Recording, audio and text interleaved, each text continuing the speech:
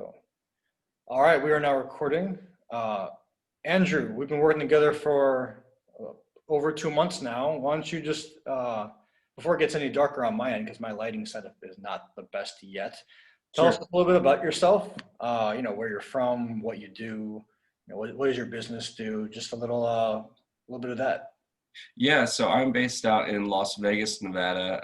I've only relocated here about 13 months ago. So it was rebuilding everything from scratch. I moved out here to start a branch and left my entire sphere back in Colorado, where I'm originally from. Back in Colorado, I was doing about 100 million a year. Or excuse me, I'm sorry, about 85 million a year. And now my goal was 100. And trying to recreate that out here without any kind of influence or support was pretty difficult. Trying to cold call real estate agents and meet builders. But yeah, it's going very well. I think I'll probably hit half of what I had hit in Colorado this year. But I also only had about 8 months to work with. So it's pretty on track. Awesome. And you might have answered a little bit of my next question. My next question was going to be like, what challenges were you having? You're the new guy in town, kind of. What Yeah, challenges were you having, that led you to starting to work with us? sure. Yeah. So Vegas is definitely a small, big city, if that makes sense. Everyone knows everyone. So everyone's already got their preferred lender, which is probably true in a lot of places. But kind of getting that introduction to a lot of people, or trying to find the people that I didn't know I needed to speak to. I had some pretty aggressive research, and I had a list of targeted agents that I went after within the first couple months of being out here. But after that, I didn't really have much of a direction to go off of. And once I got through my list and had made those appointments, made those connections, and heard about a few other people in town, I really didn't have any way of identifying who else I needed to kind of go after, much less make an introduction to them. So like, what were you doing to like get in front of people? Like you said, cold calling, I think. Like what else were you Cold doing? calling, yeah. Cold calling and trade organizations out here in Las Vegas, different Did you like communities. cold calling and going to those organizations, like doing it that way? Uh, no, not if I can help it. I mean, cold calling is part of the job. It never will not be. But yeah, I mean, that's obviously probably the lowest on the totem pole of things that I'd prefer to do as far as prospecting goes. And then networking events, and that actually might be worse than cold calling. But yeah, not a huge fan of those. But yeah, Yeah, some people love them, some people hate them. That makes sense. yeah. So like when you started to work with us, like what were you looking to achieve? Like what was the goal? And then we'll talk about results after that. For me, and I think I was pretty clear with this up front. The idea of the quality of the agents, I was most concerned with. There are 47,000 real estate agents in Las Vegas, and the top 500 do about 90% of the business. So very concerned with the quality of agents that you might be able to introduce me to. But that was, kind of the need that needed to be met, was meeting more agents to add to my roster of agents that I've been working with. Yeah, I mean, that was kind of going into it what my goal was personally. Yeah, so did we help you get in front of the people that you were trying to get in front of? Like kind of give me like some numbers, like results by week, I guess, like how much interest, like how many realtors were reached out to speak with you on like on a weekly basis? Yeah, a ton. Can you give us a number? What's that? Can you give us like a number, like an average? Um, I would probably have to look at the metrics, but I know that I was getting, multiple requests a day through the Sales Navigator app and LinkedIn, times that by 5 times 4 times 2. I mean, it was a lot, and more than I actually probably anticipated when I originally signed up, but all to the good. And I remember you telling me at the beginning that there would be so many agents that I would have the potential to speak with that I could get, again, to that quality versus quantity argument, kind of be able to cherry pick those that I wanted to work with Right. after making that initial conversation happen. And I think that was probably what stood out the most, was that was very, it was very evident to be true. Perfect, man. Yeah, love to hear that. And that's definitely what happened. Some people that we work with, they need some holding hands. You, on the other hand, didn't really need that. It was actually sometimes we didn't have much contact. Like you took the information and the opportunities that we gave you, and we spoke not that often. You handled it pretty well, and you kept up, me updated with the tracking sheets, and everything was great. So like I could see that I wouldn't say you were getting overwhelmed, but there was a lot of volume that you there, were, there you were was a being lot of able volume. to, Yeah. I guess, take the reins and handle all that.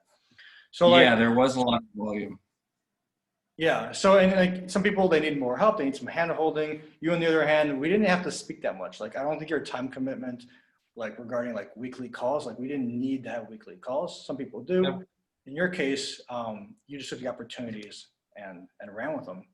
What would you, let's say someone's like thinking about working with us, like what would you recommend to them so that a campaign that we ran is also successful for said person?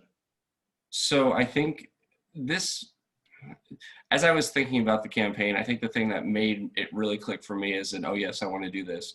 Um, Everyone's chasing the refi boom that's happening right now. Oh yeah. But, We're in the and middle of COVID. I mean, if you can watch us like a year later, this is COVID time. right, right. Yeah, so smack dab in the middle of the refi boom, and rates are probably going to continue to stay low from all indication, but eventually it's going to dry up, and it's, every single mortgage in the face of the or in the country has got the opportunity to be refi just because of where rates are at, and that's eventually going to dry up. So my thought process throughout the whole thing was I can't just be putting all my eggs in this basket. I have to build for long-term success. I definitely want to make sure that I have a pool of real estate agents, not just, again, people who are doing one or two off a month, but who are committed to it. It's a full-time career for them. And that was ultimately what made me do it, because you can make an easy buck doing refis, but long-term success has got to come from your purchase business. And real estate agents are the key to that. So that was what really made it decide in my mind to go forward. But then otherwise I'd say, you've got to kind of block out the times to do it. That was probably for me the biggest challenge. Just based on the volume of leads coming in, staying on top of it, because it's like any lead, if you're paying for it, you gotta work it. So, going in with a clear plan that you are going to get a lot of potential contacts, and making sure that you treat those appropriately. So let's talk about final results. Like what do you have today that you didn't have 2.5 months ago As a direct result of the campaign. as a direct result of the campaign? I mean, multiple new partnerships. The biggest two being we've brought on two real estate groups of teams, high producing teams, and signed an MSA with one. Beautiful. We're talking on one team. I ran the numbers for all of the agent, for the team lead and the agents underneath for both teams, and I'm trying to remember off the top of my head, but the team lead for one is doing 9 million, the other one did 15 million, and then ones and twos for all their partners after that, which again, they each have about 4 or 5 agents under them, so you're talking additional about $10 million a year in volume, and it was a direct result. And the other thing too that I found quite interesting about this is, for me specifically, I came out here targeting a specific type of agent. As you know, my business is very centric LGBT. I thought that I had unearthed every single self-identifying LGBT agent in Las Vegas, and both of the groups that I brought on did not know this when they signed the MSA. Did not know this when met with them or even after the meeting. But both of them are in that community, but they were not part of any of the trade organizations that I've joined. They were not part of any of the groups that I've been introduced to. So it kind of fit hand in glove and uncovered things that I didn't even know existed in the Las Vegas Valley. So I think that was probably the craziest thing about it. Yeah, in a way, you were in places that you probably would have never known existed. Like I think you just said that otherwise. Yeah, no, never would have found these guys, because that's not something that they advertise. But it was really interesting to find that out afterward. So yeah. So Well, in addition to those, though, I've gotten multiple one-off brokers that, very low maintenance. I was really kind of focused after the whales, and right. you guys definitely delivered on that. But multiple individual agents that to this day they send me leads. I call them, and very low maintenance, but also not something that I'm ever going to turn down. So now that you have those individuals and those two team of agents, not just agents, but teams of agents, believe like 5+ is what you said, or 4+. Yeah, yeah. How has that like had a positive impact on your business and like your life moving forward? Oh, it's been absolutely great. I mean, the MSA that I signed will generate 260 leads a month, based on the metrics they provided me for their campaigns run previously. And then you always got to be kind of careful with those kind of agreements, but in terms of the legalities of certain things with TRID and whatnot. But I also technically get first right of refusal on any refinances that come their way. They're supposed to introduce me as the first one in the door. So even things that they may not touch personally, just clients of theirs. So that's been really exciting. And then the other team of agents, they had a database of 3,000 contacts here in the Las Vegas Valley. And when we first signed up together, got them a real quick 1-sheet flyer co-branded between them and I. And they, did an initial email blast. We've done some campaigns together like that. And my phone, the team lead kind of divvies out all of the leads for his team. And I get probably 5 or 6 texts from him a day saying new lead here with the agents underneath him. So yeah, it's been a kind of a windfall of contacts, and it's always going to be better than cold calling because you don't have to worry about, these agents are introducing me. So I've kind of already got that built-in trust factor. Right. A warm, fuzzy lead is always going to be a nice and smooth transition than a cold, I don't know who you are kind of lead. Oh yeah, absolutely. So yeah. So like I guess what did you like the most about working with WA Marketing Solutions? Myself, I was gonna say in the coaching aspect that we have along with our program, like we teach people how to run the program so that they're not doing it wrong on LinkedIn and off of LinkedIn. I mentioned this earlier. You didn't really need that, but we have it if people do. Sure. So like, what did you? Because sometimes that's what people love the most. What did you love the most about working with us? I honestly think it was the ease of use. It was really easy to set up, and then also the scripts being provided were a godsend because, as I mentioned, we're all busy, but I eventually just got to the point where I had a Word doc with all of the responses, first and second engagement and whatnot, and I was able to copy and paste those in, which really made reaching out and keeping on top of it easier. So, it was all pretty self-contained. It wasn't, I don't want to call it idiot proof, but it was pretty idiot proof. So yeah, I quite enjoyed that. And, the results kind of speak for themselves in my mind. Like I said, didn't really get into the coaching aspect so much. I definitely would be more interested in, time commitments and everything, but it worked regardless. So I'm very impressed. Perfect. Yeah. After the holidays, when we reconnect, maybe we can do a little bit more coaching with LinkedIn. Yeah. So you can be as well. Well, and like I said, I'm as a direct result of these two campaigns, I have to increase my staff to help keep up with the calls, like we talked about prior, and ISA getting involved, which is excellent. So, once I think.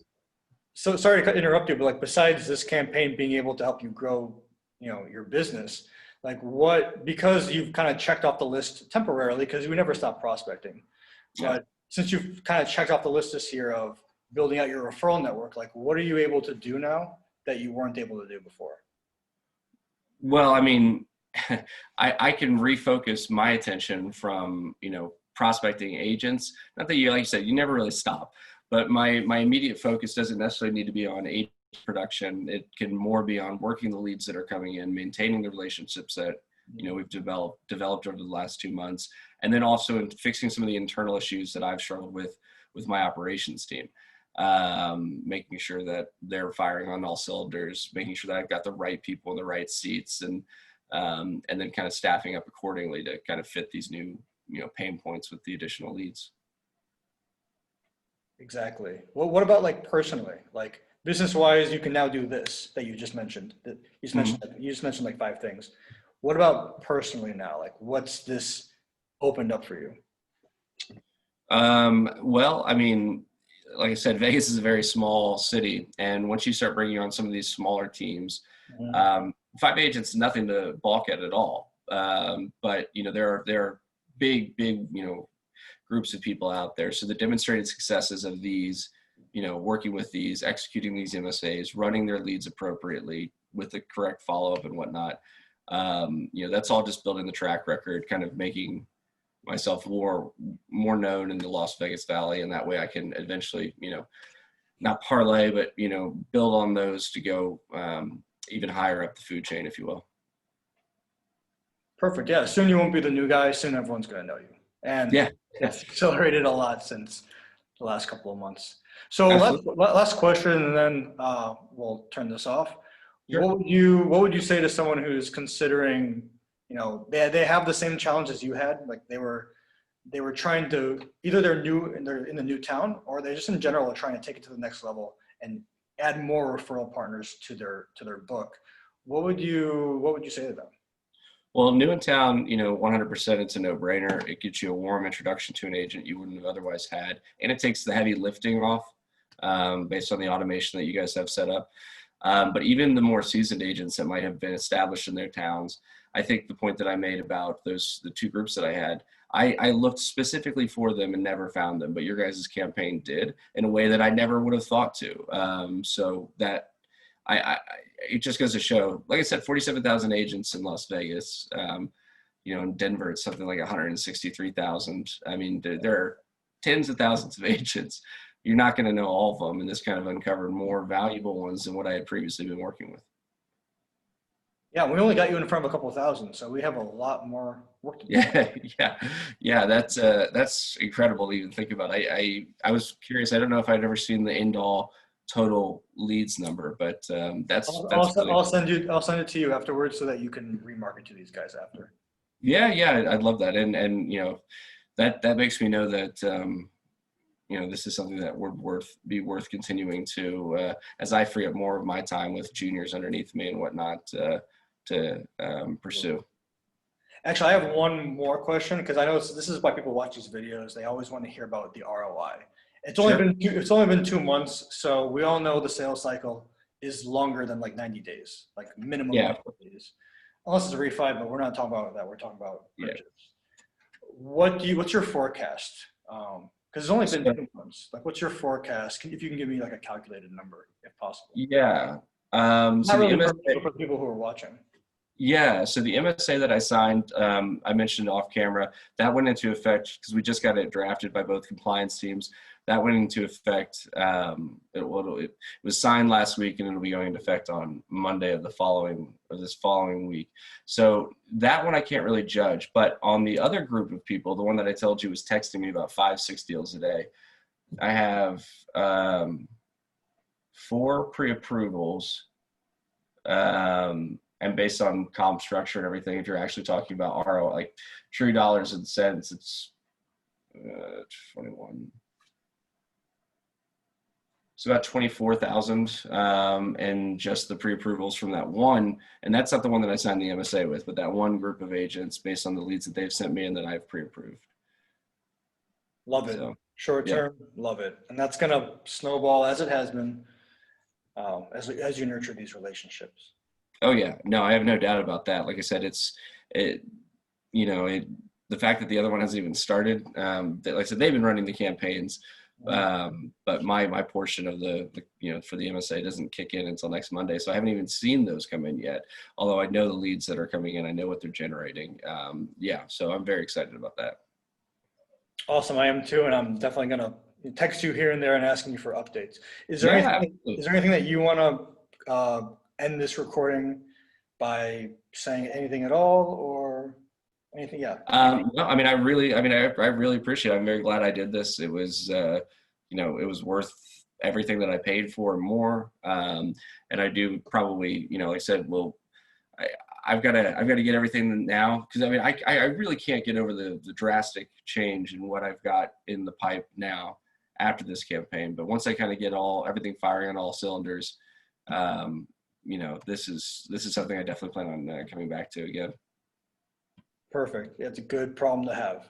Yeah. Especially going into the holidays, you can relax during Christmas. And Yeah, and like I said, you know, the other thing, I know, not to, you know, wax poetic, but my business now, I have no past clients in Las Vegas, so my refis will hit, you know, next year, following year, but I'm 95% purchase business, and that's what'll keep you in the long run, and that's what these agents are going to continue to help me contribute to. So, yeah, I'm a big fan. love it. Love it. It's so good to hear. I'm so happy that we played a part in making this happen for you. Yeah. Andrew, thank you so much for, spending your time with me on this video, recording it for everyone who's thinking about joining the program, the Perfect Realtor Prospecting Program.